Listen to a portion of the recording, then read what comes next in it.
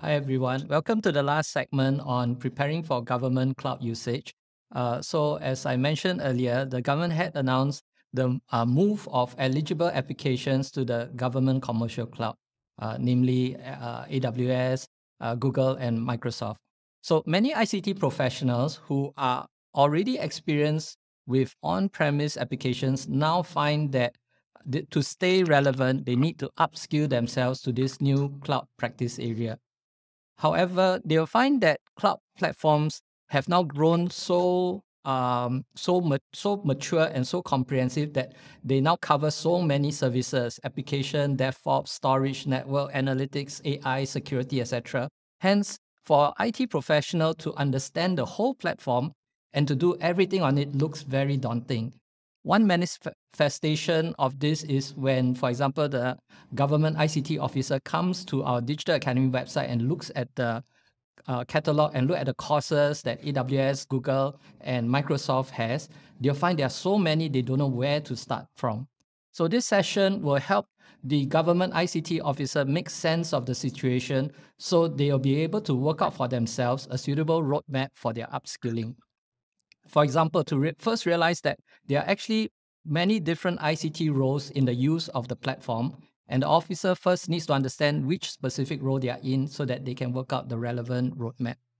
Not only will this session help them to work out their roadmaps, it will also help them to optimize it. For example, I'm sure the officers don't just want to attend a course and that's it. They want to do hands-on. So are there ways for them to have free access to the platform such that they can continue to do their hands-on beyond the course? And the panelists will help to answer these sort of questions. All right. However, before we start the panel discussion, we'll first get the three platform representatives to give 8-minute introductions to their platforms, especially give an overview of the key components within the platform and the typical IT roles required to use it, so that there's a common base to start off the panel discussion, and then all the audience is able to follow along. So to kick off this 8-minute platform overviews, we'll start with AWS, who will be represented by Dr. Emmanuel Pillay. Dr. Emmanuel? Thank you. As mentioned, my name is Emmanuel Pillay. I lead training, certification, and custom enablement for AWS, Amazon Web Services for ASEAN, based here, of course, in the great and wonderful country of Singapore. And again, it's a pleasure and honor to be here and to be speaking with you. We at AWS are passionate about skilling and upskilling and education in general. And so really looking forward to the panel discussion as well and to answer some of your questions. Could we move to the next slide, please? All right. So here is to Bundam's point that, there is, when it comes to cloud providers, there is a broad breadth of services and options and server that we provide. So here is where we want to start with AWS. And when we approach our customers, whether that be large enterprises or large government ministries like yourself, in terms of what we bring to the table and what we are working with our customers on. So to begin with, technical and business support is critical, right? Migration and modernization onto cloud is not a trivial set of activities. And therefore, we are partnering and collaborating with our customers to ensure that we're providing with them the support that they need. So that goes all the way from professional services, hands-on technical support, and to what my team and I do, which is training and enablement of customers. The other component we, of course, have is also marketplace, where customers are able to buy other solutions and provide from some of our partners, as well as pick and choose niche services as they embark on their cloud journey.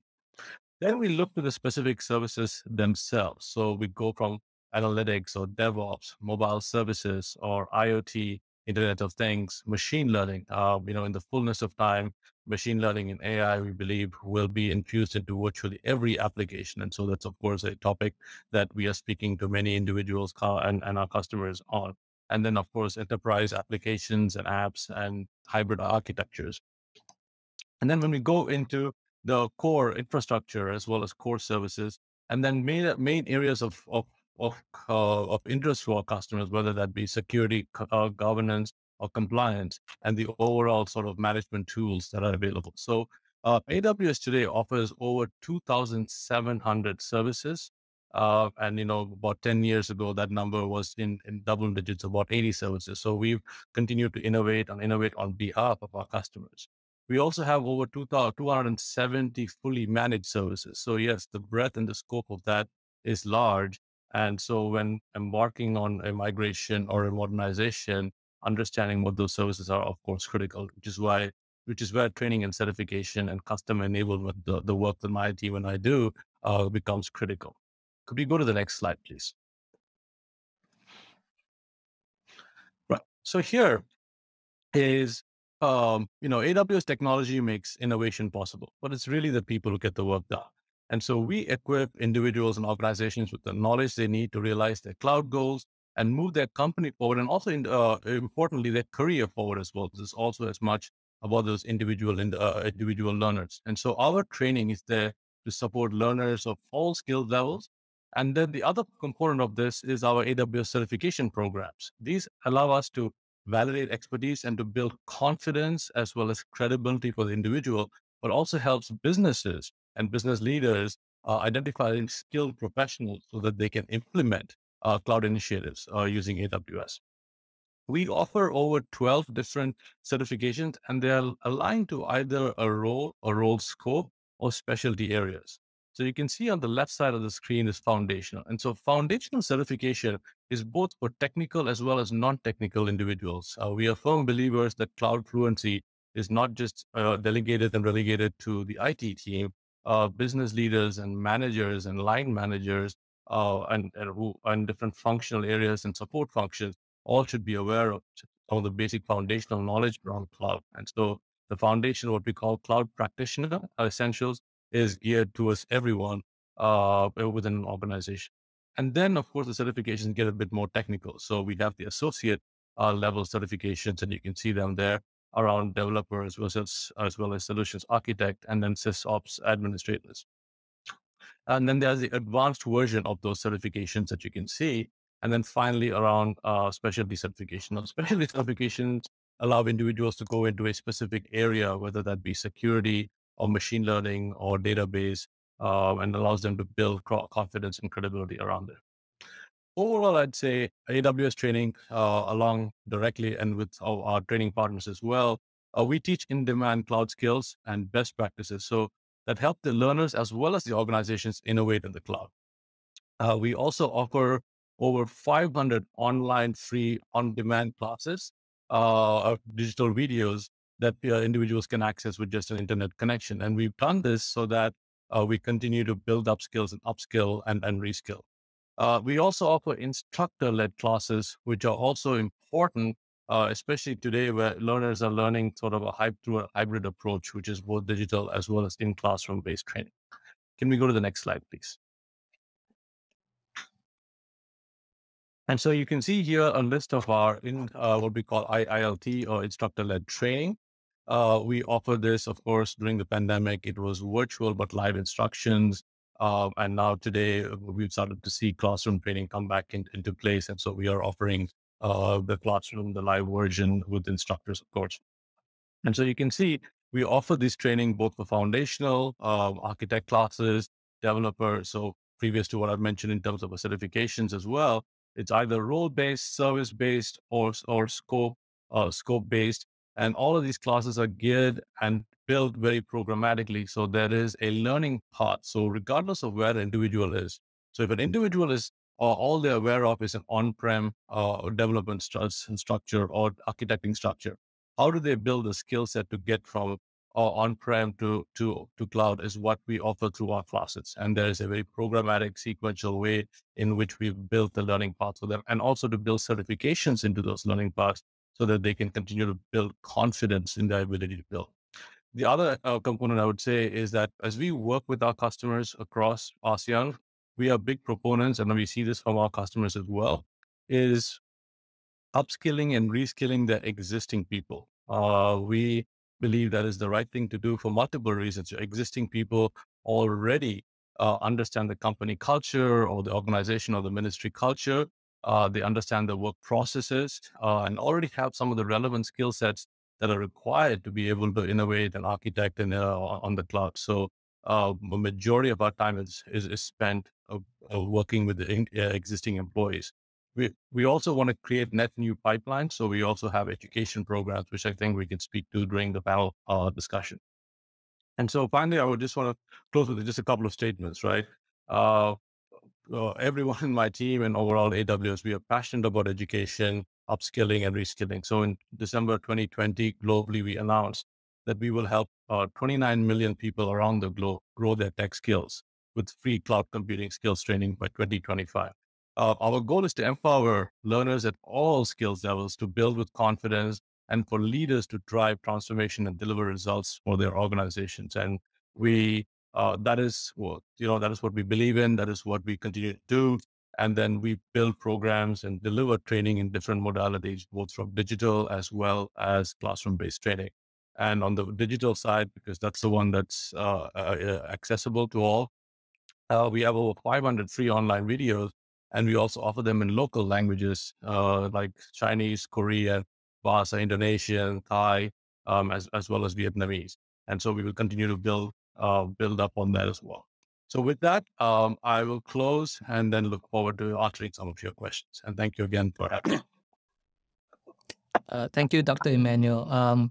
Let me just add that all the different platforms have prepared a slide deck which we'll provide to the audience in the next few weeks. And within the slide deck will be the internet links by which you can get further details of what they have covered, including the free courses, etc. All right. Next on, can we invite Jude Sri Kumar to do the overview for Google? Thank you so much, Bunam. And hi, everybody. Welcome to you from Sydney, Australia. And this is a very exciting week for us in Singapore. As you have seen in the news, we've just celebrated 15 years in Google's in Singapore, and looking forward to many, many more years of success in Singapore. So first up, if you could go to the next slide, please. I want to talk to you about the transformation cloud. So a lot of work has been done, which has been focused on cost optimization. So either starting directly in the cloud to prevent hardware purchases, or reducing the cost by moving technology to the cloud and using collaboration tools to be more efficient. But we feel that digital transformation is not simply lifting and shifting old IT infrastructure to the cloud for cost saving and convenience. We also look forward for organizations wanting to do more than just cost optimization. For example, they want to create value. They want improved experiences, and we have to break our cognitive fixedness and think of the impossible. Cloud must deliver more value and more innovation to organizations. It has to expand beyond the IT and find its way into every process across the organization and to the hands of every employee. This is the transformation of the cloud era. And that brings us to our mission and what we are striving to do at Google Cloud, to accelerate every organization's ability to digitally transform its business. The cloud market, while it has grown over the past several years, is still in its early stages, and customers continue to shift why they are buying cloud. For example, we feel that they're buying it for two new purposes. First, to drive the digitization of the business. And second, in addition to low cost and high performance compute and storage, they're also buying new capabilities from the cloud, such as collaboration tools, data analysis tools, and machine learning. And Google Cloud has a very focused product portfolio in 4 primary product lines targeting all of cloud growth. First, our focus is in the data analytics, along with machine learning provided through our data cloud. The ability for people to understand their data, to manage their data, and to drive more business efficiency by bringing the intelligence they find in their data to their business processes. Second, we offer an open infrastructure cloud. We've introduced the notion of multi-cloud. giving people the ability to either migrate, modernize, or build new cloud-native applications using high-performance compute and storage, but in an open architecture. Third, we allow our companies to bring their people together using our communication and collaboration platform, Google Workspace. This is to help create and share ideas, to communicate with others, and to help them in their shift to hybrid work. And finally, as more and more applications shift to the cloud, we have to think about security. So we provide our cybersecurity tools to protect users, their applications, as well as their data. We achieve this through our trusted cloud. And all of this is delivered through our global set of 35 cloud regions built on a green, sustainable, carbon neutral foundation. And this allows companies to get a whole lot of value while also helping them to meet their environment, social, and governance goals. Together, these capabilities form the basis of the transformation cloud: data, open infrastructure, collaboration, and trust, all underpinned by the need for a sustainable technology and solutions. Can we move to the next slide, please? Now, across IT teams in particular, but in some organizational leadership roles as well, you're going to want to invest more specifically in ensuring key roles and team members that are equipped to the new cloud world. While you have your self-paced labs and on-demand content offered through applied learning, that provides a good starting point. There are some team members who may need more role-based learning. The role-based learning is not just about enabling them to do the technical stuff. It's about helping them to actually thrive in the new cloud-first world. Therefore, we want our training content that is role-based, not only just skills-based. So role-based learning helps prepare you for the jobs of the future. It helps you transition from maintainers who keeps the lights on to actually innovators who understand what the possibilities are that cloud creates within their organization. At Google, we have helped define these roles into a cloud-first world. These roles revolve around your cloud infrastructure and generating insights from your data, but also application modernization, organizational transformation as well. And we have created 4 to 5 clear pathways that are targeted to keep people across agency IT teams to help carry their organization on their cloud journey. Can we move to the next slide, please? Now, we have 3 levels of certification: foundational, associate, and professional. In this Priyanka sketch note, which is very popular, by the way, she describes the 3 certs and what it takes to earn each of them. At the foundational level, we have our cloud digital leader, which talks about the value of cloud, what it brings to the market, and how cloud solves some of our key problems, especially around costs and scale. This is not a technical certification. This is what we call a tech adjacent and a business level certification. Then we have our associate level, which introduces you gently to the technical aspects of the Google Cloud Platform. You will need some prior technical experience, but the idea is to get your hands dirty with the platform, at least at building and deploying apps on the cloud. And finally, we have our professional level certifications, where you're expected to have in-depth knowledge across all of the different pillars, whether it's infrastructure, application modernization, application development, data analytics, AI ML, or product and collaboration. So in order to get a professional certification, you're expected to know a deep level of understanding along those pillars to achieve that credential. I'm looking forward for this panel discussion shortly. Thank you so much. Back to you. Thank you, Jude. So now next on to Microsoft. Can we invite Song He to give the overview for Microsoft? Okay. Good morning. Hi, everyone. So my name is Song He, and I am what we call account technology strategist for the Singapore public sector. So my daily role involves working with my customers, envisioning, dreaming, impossible stuff, right? That we want to make a difference to the Singapore public service. And today, I think it's good to have everybody here to understand, with the evolution of cloud, going to the cloud, how the different skill sets is necessary and even mandatory, right, to support the transformation of the public service into the cloud. Next, please. As you've heard earlier with the two other, panelists, they have shared that transformation into cloud is beyond just moving, servers and workloads with the intent of cost optimizations. And as you are all from the public service, you will understand that there is the intent to be digital to the core, but always serving with a heart.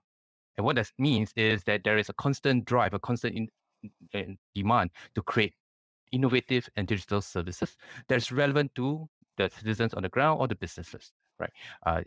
As part of transformation of Singapore, we are striving towards a paperless, presentless kind of engagement that allows the populace to engage anytime, anywhere, and any device.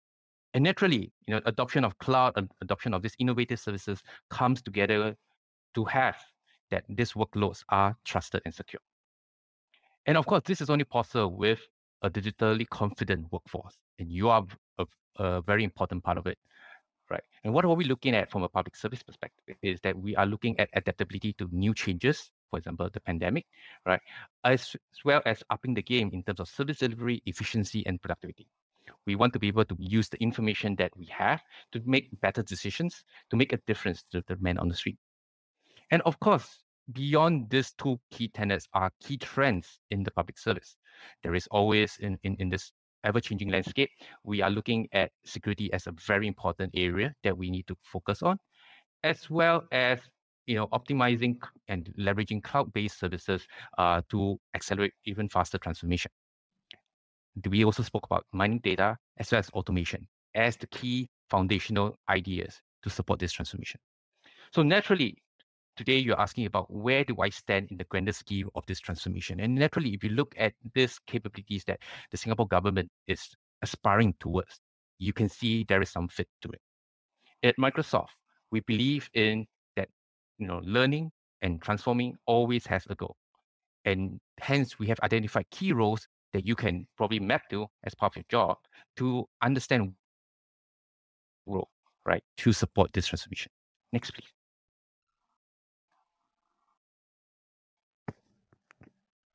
Hello, next. Advance the slide, please. Thank you. So on the screen now, you would see the roles and skill demands that we have kind of highlighted. You can see anything spanning from consultants, developers to architects, as well as areas in data science and AI. We also have very important roles in terms of that, as well as security. At the bottom right, you will see this little box called Others. Why? Because the roles are ever evolving. There's always new roles coming up, and we need to be able to adapt and learn from them. Primarily, when you are looking at the different roles, it's important that your job covers multiple roles. I think earlier in the day, you may have heard, other speakers talk about concepts like agile, like less, like trying to shift left, and it doesn't only affect the developers. Every part of the different roles that are involved in this value ecosystem are affected, and we are trying to enable and upskill everyone to support this. Next, please. So with those roles in mind, the big question is, where can I get training? What do I learn and what's important to me? Right. Many of us come from either a brand new non-tech background or are familiar with an on-premise setup, right? And looking at this chart here, it gives you a feel of where your focus area would likely be. You have the hybrid space, on-prem or trying to move to the cloud. You have, folks that are involved with data and analytics. And then there is also those that are trying to innovate, create new engagement sequences. Next. So this is a quick list of all the different certifications that we have available that could support you in your transformation. But as with all the others, next, all the other clouds, we have a progression sequence. So we have fundamentals that gives you good foundational basis to build upon. We have the associates, followed by the experts. And for those who are handling niche areas within your organizations or specialized technologies, we have the specialty tracks that would allow you to support and grow from there. So with that mapped onto the diagram here, you can easily see the green box on the right is where you would start off your learning journey, progressing into the yellow boxes, depending on which role or which job you're handling, before evolving and peeking into the experts and specialty areas. So a link of this chart is available, later in the slide, and you can have access to it. But clicking on those links actually brings you to the learning paths associated with it. Next, please. Inside the learning path, you see the various modules that may include both theory as well as hands-on labs to allow you to not only acquire the necessary knowledge, but also the experience through actually doing stuff to understand it. And after you have finished the learning, you will progress to certifications. Next. Right. The certifications is basically a recognition of the hard work that you have put in to acquire the skills, and then you can go back to the chart to revisit and see what other new skills or additional skills you may need to do. Next. But skills and learning itself is irrelevant if you don't apply it, right? So it's very important to find projects to identify new ideas that you can make a difference and lead the transformation. Next. So I'm not going to go through this slide, and this, as Poonam shared, this will be shared with you. So I just want to give a little cheat sheet that would accelerate, and help you in your next transformation project within your organization. So I provided a couple of links that would help, business leaders or transformation leads, kind of insight ideas that would mean and make a difference on the ground. You can read the knowledge or read the experiences of what we have done together with us, the customers, both in the corporate world as well as at various governments. For the technologies, you're always interested in what's the latest, greatest technology that's being rolled out, and as well as what's applicable within the Singapore government. So the couple of links there are kind of like, scaffolds to help you accelerate your journey. We have a Azure charts, give a holistic view of all the different services that we have in the context of the different roles that's relevant to you. And of course, the next one is data residency. What is in Singapore? What can you use? How can you leverage those building blocks within the context of GCC? And definitely, trying to build something new in the cloud is not easy.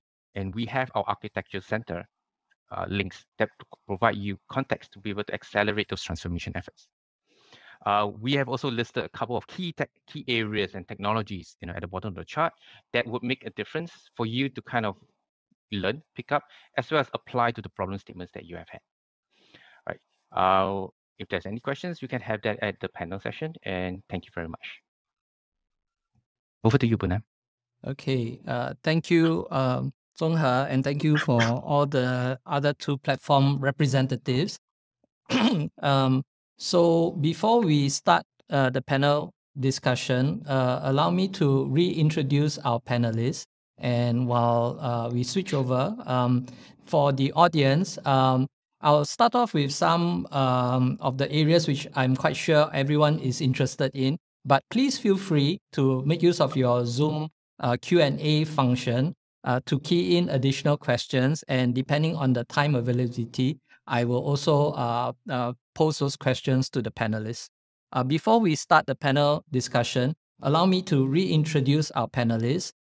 First off, we have Dr. Emmanuel Pillay, representing AWS. He's the head of AWS training and certification for ASEAN region. Jude Srikumar, representing Google. He's the customer learning lead for public sector across JPAC. And Cai Zhong He, representing Microsoft. He's the principal solution architect, Smart Nation and Digital Government. And finally, we have Dr. Surya. She's the principal lecturer and consultant, software system practice from NUS ISS. So as I mentioned earlier, she will provide the non-platform specific perspective on things that will also complement the platform specific upskilling in order to effectively make use of the cloud. So to start off, can I pose to the panel I think you all have been very clear in the sequencing, and it seems to be quite an industry standard. You all go by the roles, and then after that, you all will let the recommendation is they start from a foundational courses and work their way up towards the expert level. And in our the slides that we will provide to the audience in a week or two, all the links are available for them for our audience to help themselves to this. But in addition to this, there's the hands-on aspect, which I think is not just attending the class. There's in order to really upskill, they need to have hands-on. So are there opportunities where they can do the hands-on, but without paying a high fee to subscribe to the platform? So as the 8-minute overview, we had started with Amazon. So perhaps now I will move on to Microsoft to kick off. So can you, and then we'll go round robin, right? Okay, sure. Thanks, Poonam.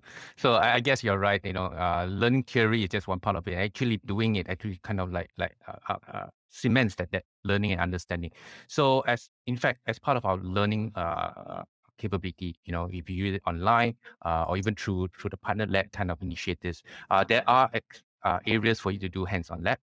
Within our online portal, learning portal, we will create what we know as sandboxes, right? They will create an instance view of what you are learning about. It may pre-populate with certain resources or data points so that you can quickly, get up to speed. Right. And this serves two functions. One, you don't need to spend money to go in and create your own environment. Two, the thing is already prepped so that it delivers the key learning points at a very quick speed. Right. In extension to that, beyond learning points, there are other free tools available. Right. As you know, Visual Studio's Code is one of the free editor capabilities you can use to kind of hone the development skills. GitHub is also part of our ecosystem where you can have free repositories or partake in improving what other people are working on. These are areas for you to learn and contribute and quickly get up to speed on those capabilities. Yeah, benar. Okay, Dr. Emmanuel, or sorry, back to AWS, Dr. Emmanuel. Thank you very much. Yeah. So we offer options as well. Of course, our classroom-based training, instructor-led training comes with labs and sandbox environments. We also have the option where individuals can go to our AWS console, get some free credits, and trial the console directly and be able to play around with this and pick up skills as well. We also offer what we call AWS Skills Builder. This is our digital learning online platform. There's a free tier as well as a paid tier, and the paid tier offers options for role-based role-based labs where individuals can again go in and build and test. I would also say this. I realize the cost issue there, but one of the main advantages of a classroom-based training, apart from the labs, is to also work with other individuals, and that is a form where individuals, we see have an ability to learn faster and also retain more information. So, although there is a cost element to it, I would also, emphasize that classroom-based training is critical, especially if we are taking on migration, modernization projects, which are critical to the bigger business, that these skills are really embedded in the individual and individual teams. Okay, Jude? Yes, thank you, Munam. I totally agree with the other providers as well. We also have a platform called the Google Cloud Skills Boost, which has over 750 hands-on labs and tutorials. And then we are constantly running these promotions. So at the moment, we've got 30 days free access. You can sign up for it and go through all the content as many times as possible. The sandbox environment is in Skills Boost, so you're actually inside a Google Cloud Platform environment, and that's where you'll do your labs and hands-on exercises. And it's timed, so you can finish up the tutorials and complete it. I know Emmanuel mentioned before about the 29 million that they announced, AWS announced. So I don't know if you all know, but Google announced 40 million that we're going to do up in the next couple of years in 2021. So we can't scale up to 40 million without having our training easily accessible and made available to the wider audience. So definitely there are ways to get access to it, get access to the self-paced labs, and get up to speed on Google Cloud. Okay, thank you so much to the three. Maybe now to move on to Dr. Surya. So far we have covered platform-specific training. Are there any platform neutral training that is useful so that the government ICT professional is able to do better when they move to the cloud type of applications? Thank you, Bunanji, and good morning all. It was wonderful hearing all the platform vendors giving us a bird's eye overview of the complete training landscape, very specific. I thought I will start my speech with a startling statement. There's a research that is recently being published analyzing all the cloud applications that we have done in the past 10 years. Many of us, after honest reflection, find out that we have spent more than what we have saved on the cloud. This is an interesting thing. And how do we take this statement? It is because the cloud is a disruptive technology and so many things have moved on. If you take a typical cloud native applications, beyond all the wonderful greenfield technologies and deep techs that these experts were talking about, like machine learning, deep learning, vision, intelligence, text analytics, there are, at least to me, 5 places where you have a lot of flexibility and choices when you develop a solution. The first thing is about the reference architectural templates. It's easy for you to define a very neutral way on what kind of containers or virtual machines you want, the state, the spec, the configs, and the configuration maps. The second thing is about your application architecture itself. Some of us prefer monoliths and it serves us well.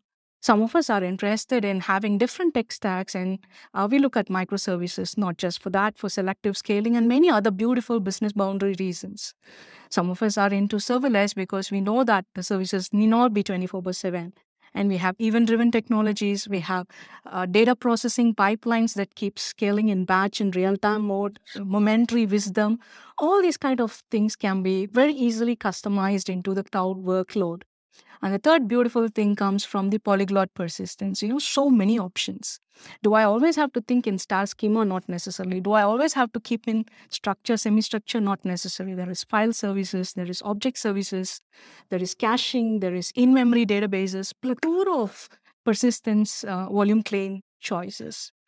The fourth dimension is new, and I think many of the IT administrators in the audience will resonate with this reason, and that is basically automation spectrum. So I do see plenty of IT skilled administrators and database administrators moving into this big bandwagon of DevOps. We are very creative. IT industry is like fashion industry, so we say DevOps, Dev Security Ops, ML Ops, Data Ops. Every day we come up with all these kind of interesting jargons, but automation is a beautiful spectrum that can be explored as well. There are many other ancillary reasons, and one thing that I love about it is the container or the virtual machine engineering that you can do along with these kind of cloud native applications. That said, why is cost not being a problem that is being solved? Why are we not saving? Personally, to me, there are 3 reasons to it. The first reason is lack of enough monitoring, observability, and other probes being put into your application or solutions that you're building.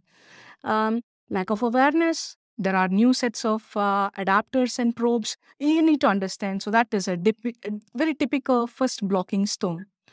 The second one, I like to call it as disciplining and housekeeping problem. Okay? So we speak about disposability, we speak about immutability. All these are like principles. Everybody knows that there is good wisdom in the holy books that we follow. But when it comes to practicality, there are a lot of habits and practices that we miss out on.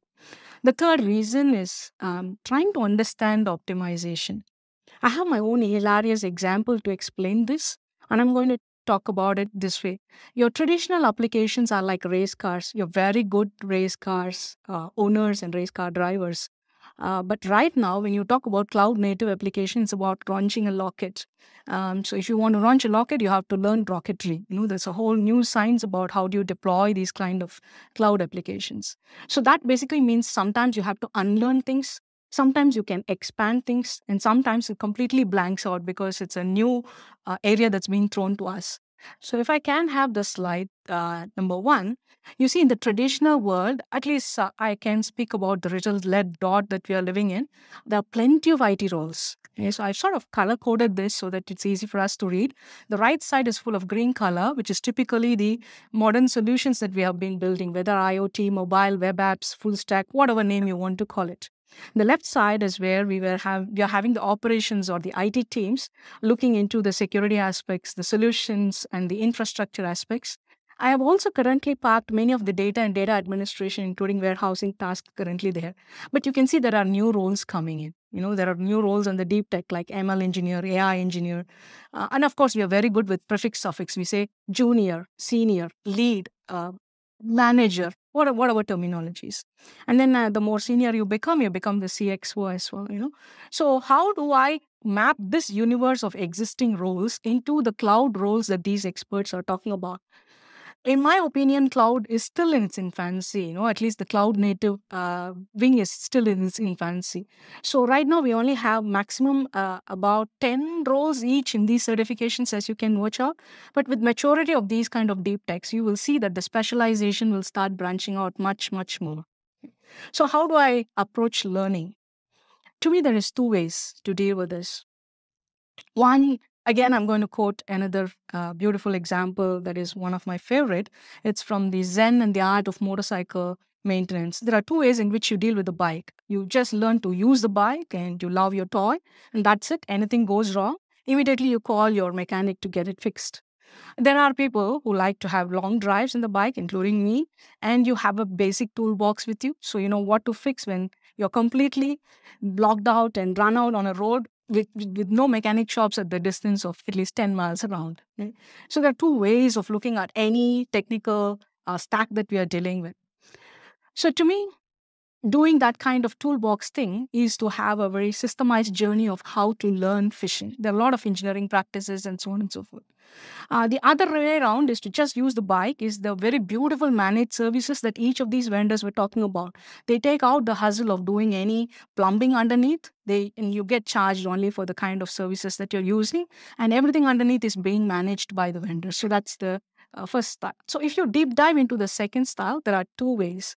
One is to get a journey of how to deal with this maybe 20 years down the line. So that's basically it by trying to do a very systematic degree. And the other way is to just pick and choose very limited skills and then go about it. So the next slide, please. For instance, if you take ISS, which has been always vendor neutral, we have been trying to work with all these kind of toolbox practices for engineers.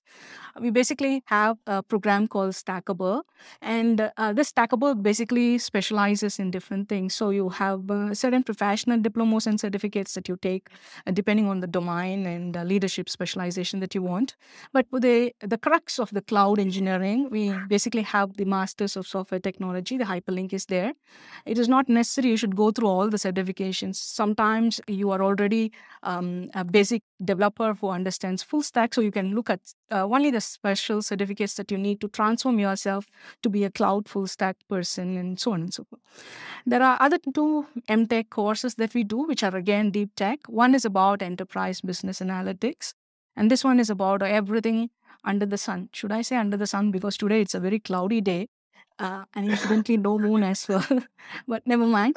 We start with the 4 types of analytics, descriptive, diagnostic, and all that. And then we go into domain specialization like customer analytics, predictive analytics, and so on. The last masters that we're going to talk about is the coolest in the building as of now, which is about artificial intelligence. We call this as Masters of Technology and Intelligence System, that talks about pattern recognition, intelligent robots, robotics, and many other way of expert systems that we have. So this is a long journey. Some of us don't have the patience. We want to very quickly upskill.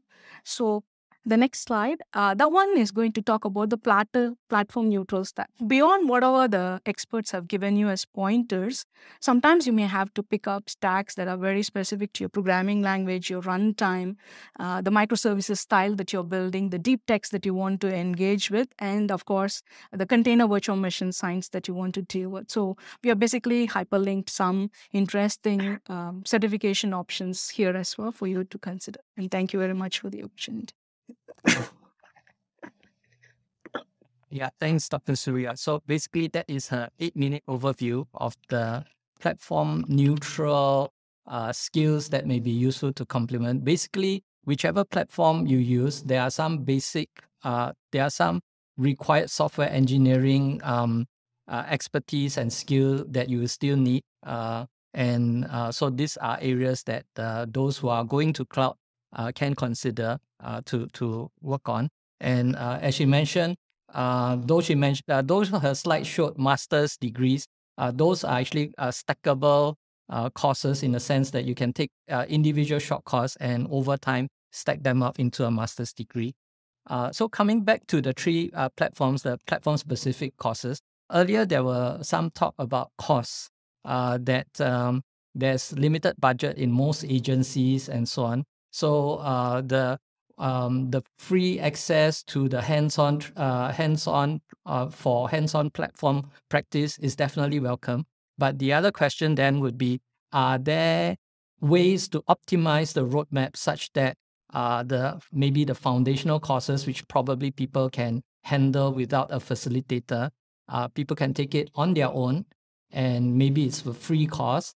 And then only for courses, maybe at the intermediate level or advanced level, which will be quite difficult to try and do on your own, that you go for the facilitator-led courses.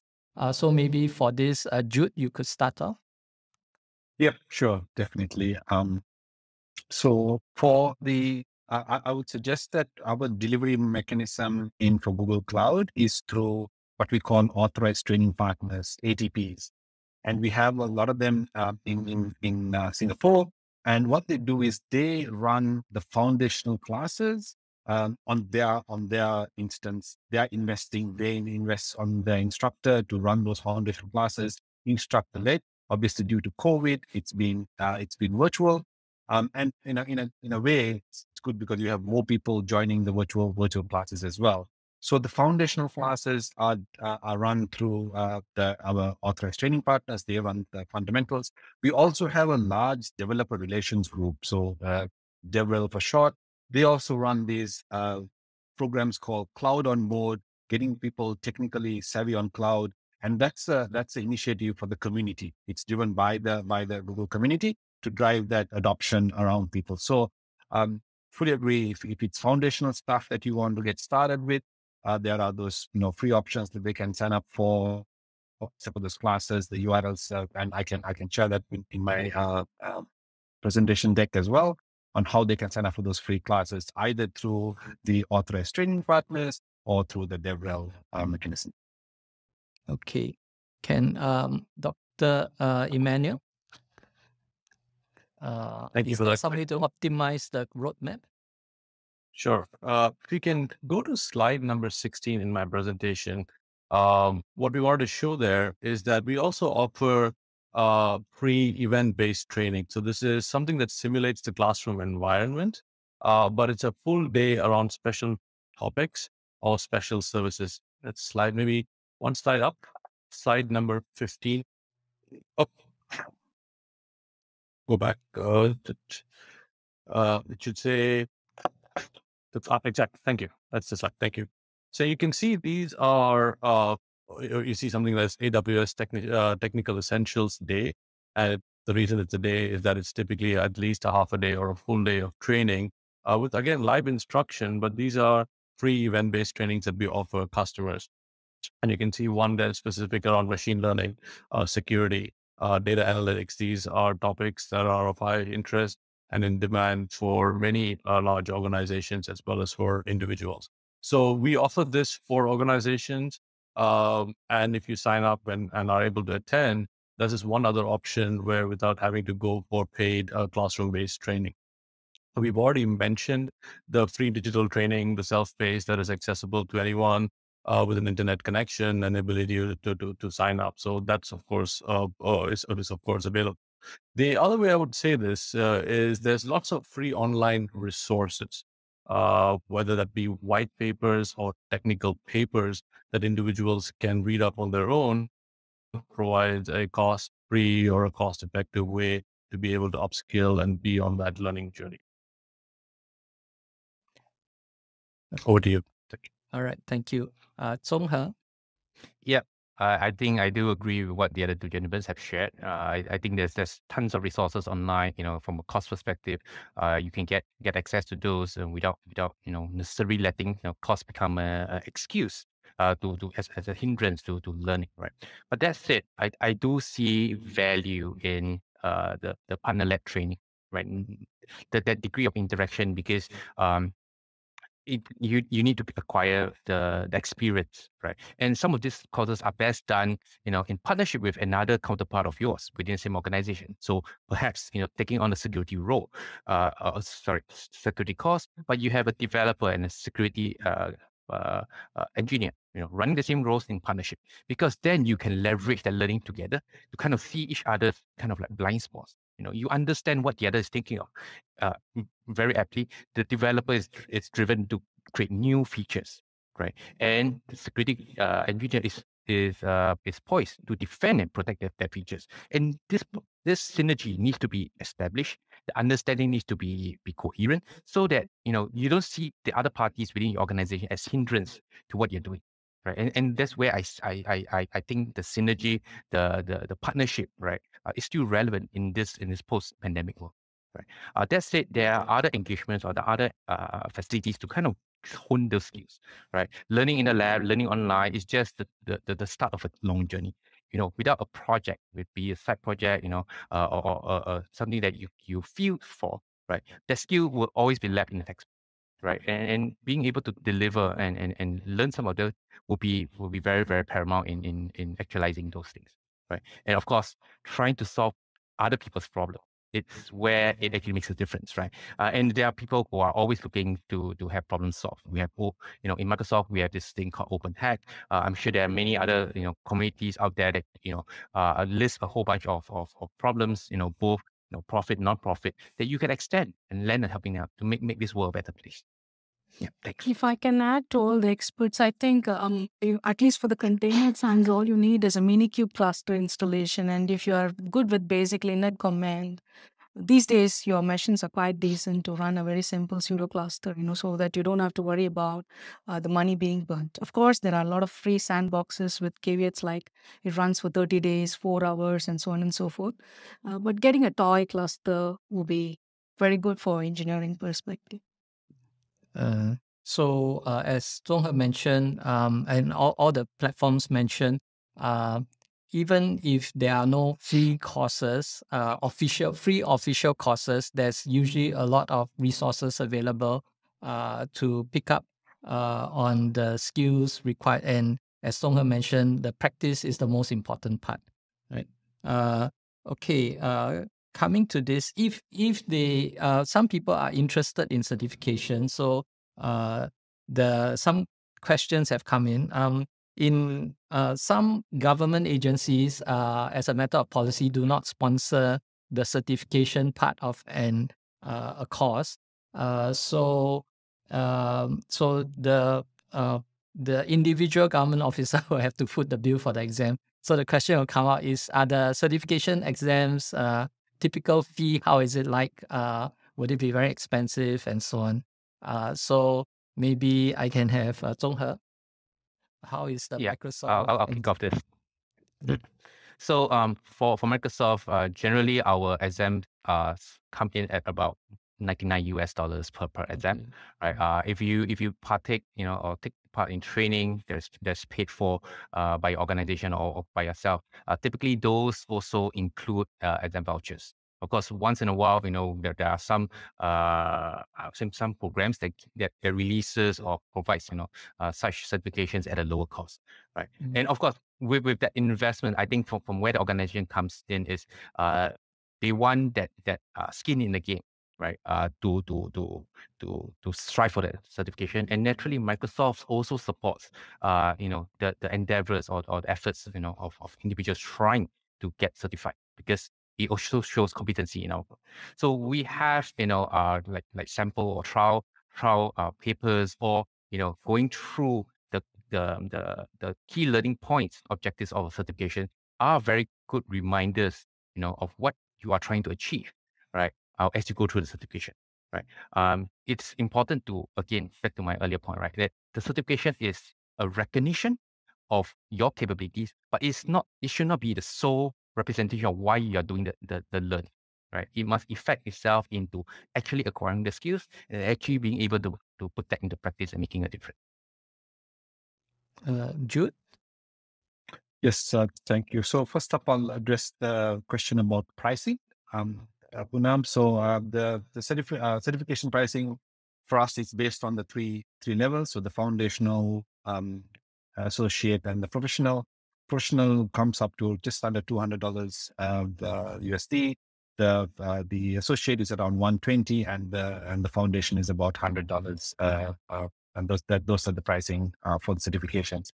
Now, addressing the fact that we are, very excited to also say that the top two cloud certifications running in for the last 2 years, 2021 and 20, has been Google Cloud. First one was the Cloud Architect, and second one is the Data Engineer.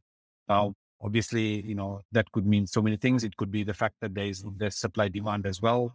Right now, there's a lot of certifications from the other cloud providers. There's not as many from Google Cloud, which is why that's sending the price up. But there is definitely an interest with certification. So that is, when I talk to customers, I position the reason for certification being important is, how do you have a measuring stick for who's coming into your organization? How do you have a retain, like when you're talking about learning and development talent, and how you try to retain talent and attract talent, you want to be able to have a measuring stick. So people leave, there's attrition all the time. How do you, when new people coming in, in the resume, they will, those days we used to see a resume with 15 different things they have listed, languages and technologies. Great, fantastic. But today we can't, we've got a great market, but how do you differentiate that? So I talk about positioning certification as a ready point to say, this person is, Google Cloud certified as a professional architect. I can then assess what level he's coming in at and where he needs to be. And similarly, we also talk about certification for attracting talent. Today, people want to be in organization where their personal development is looked after. How do I grow in with it if I join this organization? How do I become, how do I improve myself? What are the ways that the organization is going to provide for me to develop? So by setting the standards, saying, when you come with us, you're a junior, we will provide you with a certification track. You will grow to a associate, professional, expert, whatever that might be. That will attract the talent that want to grow and learn. And so I definitely believe that certification is a key thing. Back to Zhang's point, I don't think that's the only thing, but to have certification, you need to get hands-on, you need to work on it, but it just gives you that level of confidence that, yes, I'm ready for this project. I'm ready to get on to this bus and take the ride because I'm certified on it. Thank you. Dr. Emmanuel? Thanks for that question. So as I mentioned previously, right, certifications, it helps builder and learners build confidence, credibility, and also helps the organizations identify those skilled professionals. So apart from a cost, looking at it from a cost is one perspective. I look at it more as an investment and a return on investment.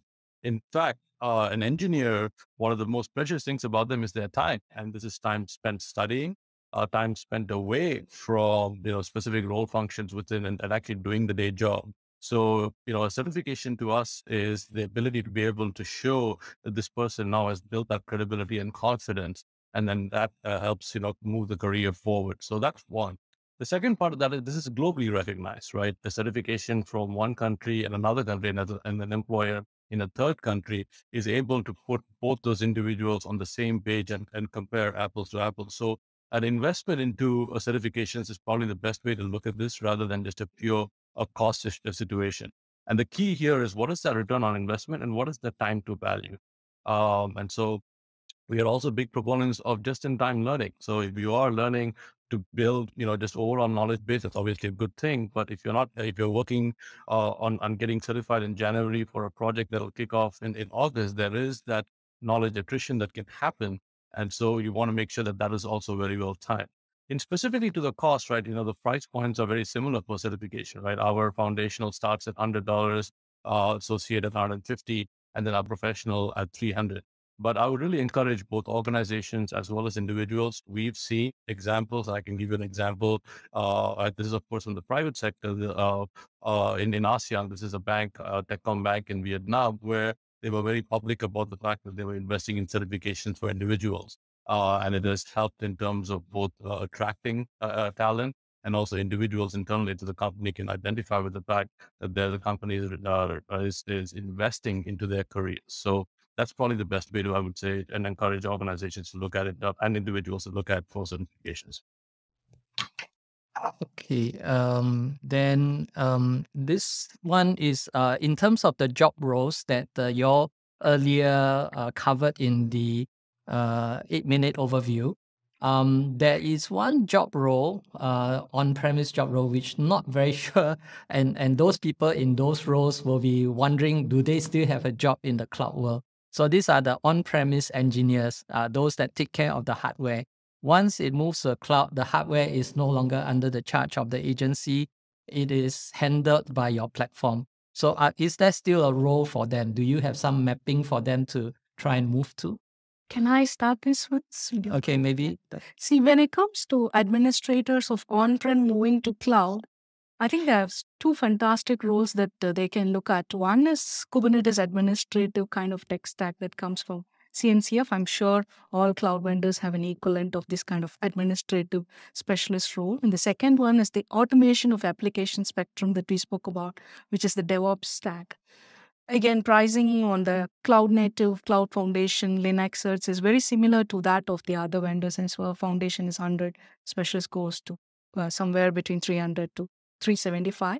But these are very good starting point for those, because it's Kubernetes is closest to Linux, and with due respects, even Microsoft has embraced Linux. So you can see that how things have sort of streamlined and the landscape is being leveled. So you bring the strength of the shell scripting, and it is very easy for you to move into these two areas. And for starters, things. So basically, just to summarize, for Dr. Surya is pointing out that there are platform neutral Administrative roles.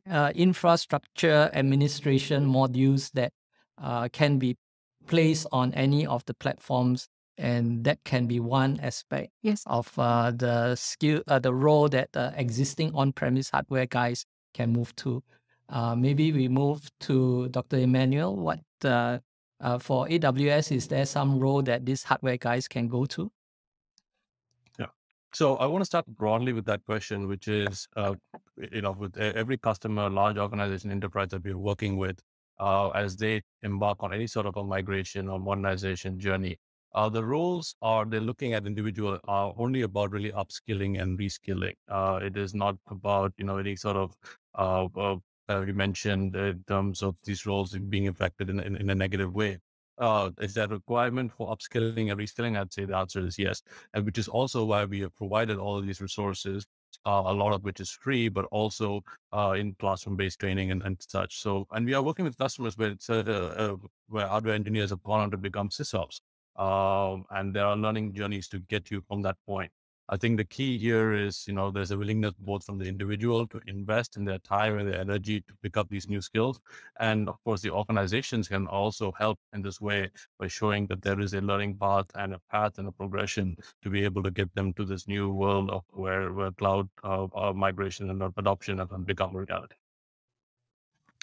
How would you? Yeah, Jude, Google. Yes, thank you. Thank you, Bunam. I like to approach this from a bit of a different angle. So if we're not just looking at the hardware engineer who's worried about his job, I think what is important today, we are living in a world where, opportunities are limitless, right? You have to think, you have to break your cognitive fixedness. You have to think of the impossible, right? Today, I'm a learning development expert, right? But I want to grow. I want to do something. So I should always be thinking, what's the next step for me, right? I should not be worried about, I'm a hardware specialist and I'm going to lose a job because cloud is coming in. I should be thinking about how can I improve myself as an individual? So for my word out for those hardware specialists or hardware engineers who are worried about it, don't worry, because, think about what the possibility that the world is your oyster. You can grow, you can build. There's this whole thing about cloud, and you heard from the three of us saying that we still think cloud is at early stages. There's so much more that we can do. 10 years ago, 15 years ago, we were not thinking about food turning up at our door at the click of a button, where we could, show our COVID lives. Obviously, we didn't have a pandemic back then, but we were showing our COVID vaccines on flights. We were not thinking about checking it online. These are things that have happened. So there will always be opportunities. My advice to anybody who's looking at, thinking of getting on the cloud is jump in, take that plunge. Don't be afraid, get in there, because you will only lose out if you stay and wait for your company to find the role for you, or for you to say, oh, we are moving to the cloud and we want you to follow this track. No, take ownership of this. You only got one life to live. Make sure that you maximize that chance and take that opportunity to get that. So it's not just hardware people looking for jobs, but I'm thinking you should be thinking about, how do I think? I'd be a lifelong learner is the word is what I would like to leave that with. Thank you. Zhong He. Yes, I think you highlighted very, very key points, right? Together with Dr. Surya as well, right? So first off, I'm not ignoring the fact that this is a valid concern, right? The move to the cloud, right? We used to treat our servers as beloved pets, right? Now it's treated as cattle. We just go and buy the hundreds of thousands, in the containers, and it's come to that scale, and that necessitates the need to improve, right? We cannot accord the same level of love and tender loving care or hugging every single server, right? In this grand scheme of things, right? However, it's not going away, right? You painted a view of it, right? It's not going away. It's transformation. But I also need to appreciate that cloud has a place in what it does, but certain organizations still has a need to be on-prem for whatever reason, for security, for resiliency, for whatever, right? So there's still that space. However, the way to look at it is, I cannot be doing what I used to do, because now I'm looking at a very, very small slice of the workload left, right? But how can I transform my skill that it is portable both across the cloud and yet, translatable to be whatever's left on premise, right? And there's huge research and development in across, three of us, the hyperscale class and beyond, in the industry at large, right? How do we have this interoperability? How can we, leverage our skills, right? That you have invested in one technology or one cloud and extend it, across the various spectrum. For Microsoft, our go-to is this thing called ARC, right? Being able to establish policies, be able to describe, what you want to achieve declaratively, and then have it scale across, innumerous number of cloud resources, or maybe putting it into applying it into Google or Amazon, or even in onto your premise. So that is the scale and progress that we need to think about, right? Don't see this change as something that is putting your job at risk, but leveraging it on the experience that you already garner over the many years, and applying it, and kind of giving it a different view of what the new age is kind of missing. That experience is definitely very important. Yeah, back to you, Puna. All right, thank you. So I think in summary, don't think of it as the end of the world. There's still other opportunities, and there are either within the cloud platform new roles, or it could be maybe not in the cloud, but finding another role where your type of skills are still relevant, or your strengths are relevant. Okay. The other question is, the cloud is known to move faster. Improvements can be pushed out quicker. So does this have an impact to our ICT professionals? Once they move to the cloud, does it mean that what they have learned gets outdated very quickly? Do they need to go for new courses, updates more frequently? What's the frequency sort of like? Zhong He? Oh, okay. If you notice, right, earlier in the presentation, when three of us panelists were presenting our stack, nobody ever tried to give a list of all the services, because it's way too much to fill in any of these things, right? Instead, we provide a single link and you go there, on your view, right? So I guess the approach is, identify what is core to your role, to your job, right? But keep an eye out, and tap into feeds, social media, there's tons of ways to get invested in what's happening there, and have a feel of what's the pulse is, right? I would say I would say the past maybe 5 years, 10 years was about how to move from on-premise into the cloud, right? The progression forward, a lot of it is AI based, right? And I think that the key focus is that AI can do a lot of things, but it cannot do everything, right? And even as security, as developers, or as engineers, it's important to identify what is the differentiator that you have. All the low value work that you were previously doing, you must be willing to let go, because that's where the first step of automation, that's where the first step of AI is going to take part, right? For example, in Microsoft, we release capabilities that leverage on new natural language processing. You can create a piece of code, you can create an app just by specifying declaratively, give me, all the users who are within this particular filter. You don't need to write a single level of code. You interpret and program. So as a developer, should you be worried? No, because there are areas that you can differentiate, right? You want to democratize and let the end users build these capabilities themselves, right? And you focus on the key differentiators. So look at this with an open mind. To your point, I think it's fantastic, is to always look at the new opportunities for tomorrow. Don't be fixated. Bunam, you're totally right. Don't get fixated on what seems to be looming and threatening, but the world's your oyster. Thanks, Jude. Okay, Jude, besides the more disruptive type of changes, such as what Song He mentioned, how about just the fact that I am certified to be a Google developer, but this certification will get outdated in X years because of new changes in the functionality that I need to learn about? What sort of frequency is that duration, Jude? Yeah, thank you, Bunam. I like to go back to the lifelong learner perspective, because I think it's where we are at, right? We've got to have a growth mindset. We've got to improve how we move forward. Now, I take it back to thinking about what Google Cloud will provide. What we provide is a toolbox, right?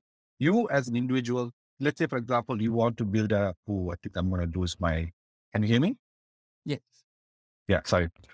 You as an individual, you are going to start building a deck, right? And you need to build a deck, and we are going to provide you the tools to build that deck.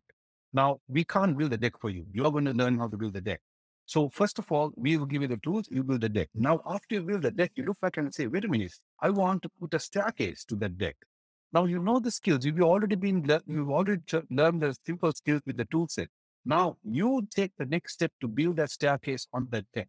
We didn't do anything. We provided you the tools to do that. And that's the importance of you wanting to build that next step and move forward, is because you want to push that. You want to push that level to the next level to say, oh, by the way, I'm now improving myself. I'm moving forward. I'm going to build a next step, and I'm going to put the deck on top of this staircase. Right. So that's the importance of always thinking about. And then I also think that as you start on this journey, and we talked about this, there's a huge skill shortage for cloud learning today, right? It's a known fact that there's a shortage of skills. Now, as you learn about cloud, you get certified. What you can become is a mentor. You can become a subject matter expert. And then suddenly you create that space for people to follow you and follow. And then you've got the juniors coming on board, and you are mentoring and coaching them. And who doesn't like to be a coach in life or a mentor? They like to teach, and they like to they like to share their stuff, right? They enjoy that. So what you can think about is, yes, certification is there. Don't worry about it. 2 years later, you need to get certified. Yes. But what have you learned in the last 2 years that makes you even more valuable once you got certified? I hope that makes sense. Yeah.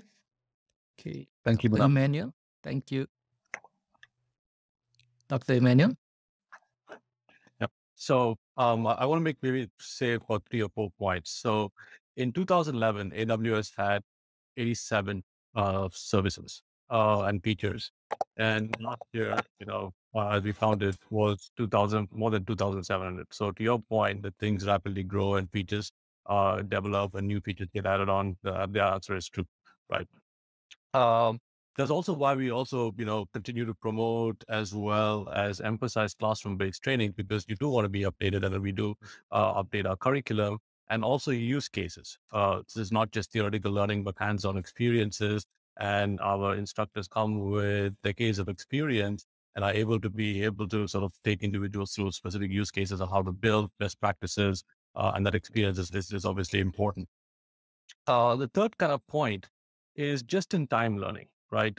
With the large amount of resources and all that's available today and easy access to it as well, as we have mentioned today, it's okay to be sort of open to the idea of just-in-time learning. So that when the problem or a project that it presents itself, and then go and acquire that skill set or that specific skill set that you are able to immediately apply and build.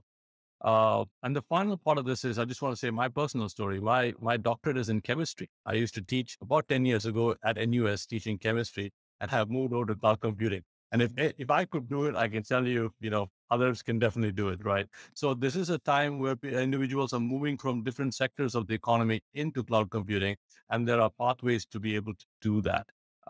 In fact, a majority of my team members who are in this space have come from different areas of the economy. They do not come necessarily from the ICT sector. It is because of this content, and they've also embraced this just-in-time learning. So I hope that's also helpful to your listeners. Yeah, that'll be great. Okay, so we are sort of at the final few minutes. So let's do a final wrap up. I'll go around to each of you to ask you for some final tip or word of advice to our audience. Maybe you start with Dr. Surya. Thank you. See, just like all the other gentlemen here has highlighted, workloads will become more and more familiar.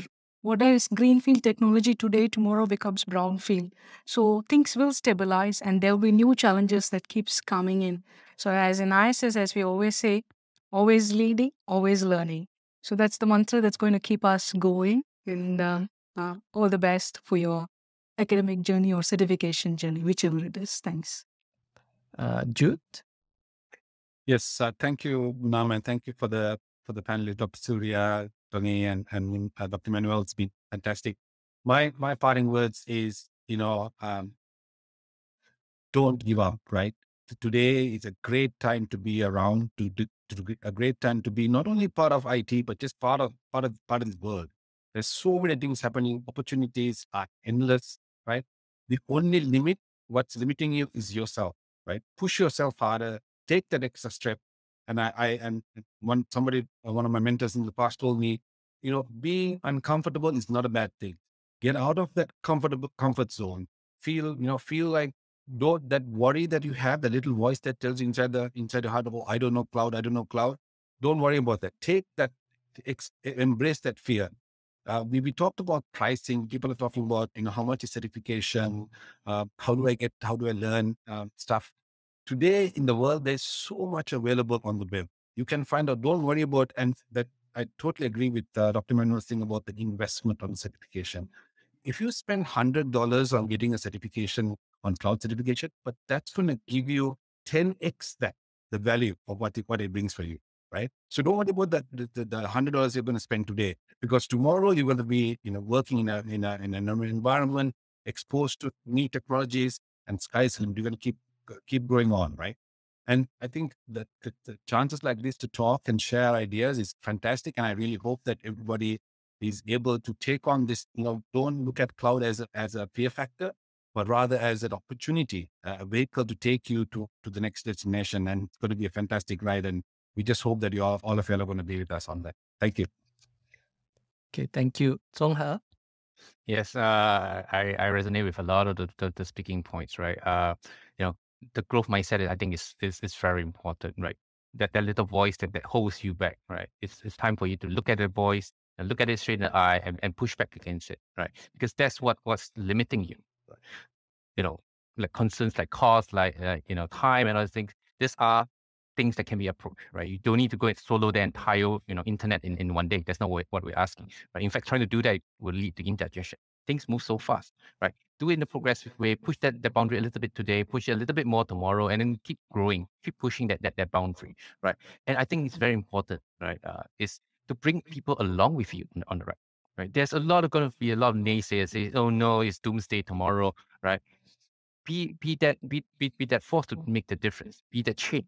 Be that first step, to convince another person to come along, and then very soon you're kind of like the change leader, to influence the entire room.